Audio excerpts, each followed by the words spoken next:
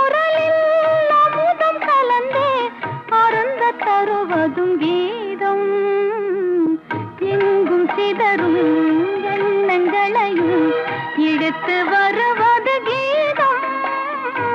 இணைத்து மகிழ்வதும் கீதம்.